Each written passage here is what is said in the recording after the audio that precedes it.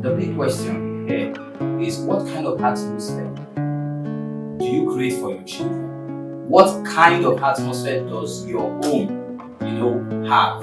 What kind of aura? What do they breathe in whenever they're in the environment? When they sit in the living room, what kind of words do they hear? What kind of energy do they perceive in the house? Do they perceive a tense atmosphere? Do they perceive a critical atmosphere? Do they perceive a judgmental atmosphere? These are part of the things that children breathe in. Not why you are not facing them, you are not doing anything to them, you are not saying anything to them, but they can perceive it in the atmosphere, they can perceive the aura.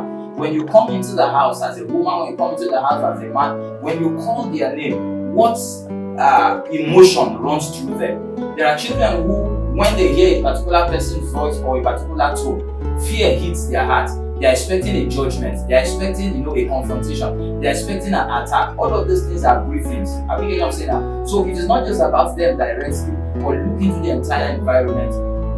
Look at the kind of atmosphere that you are creating, that these children are growing in. So they begin to have a particular judgment about the sense, about life. And begin to feel like, oh, if you don't do it absolutely right, the world is going to condemn you and throw you off. The world is going to tear you down. So they become scared of making mistakes, that they do not even attempt to try out what they are not absolutely sure that they are going to have achieved a success at. And what this does is that it will be difficult for them to dare big things. It will be difficult for them to dare things that are beyond what people call their scope. They will only function within their comfort zones. They're just doing things that they are very comfortable with. But for them to stretch, for them to take giant strides, to do the extraordinary, they would be afraid to fail, because they feel the world is going to judge them and tear them down if they don't get it right, especially the first time. And we need, some of us need to understand that some of the things that we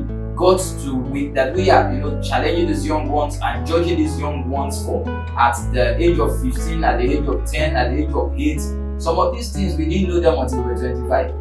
Are we together now? You didn't know them until you were 25. You get what I'm saying? And then you expect that child who is just growing should function in your no. It is not judgment that comes first. We are not expecting perfection first. You want to build your child's confidence first. That is the first important thing.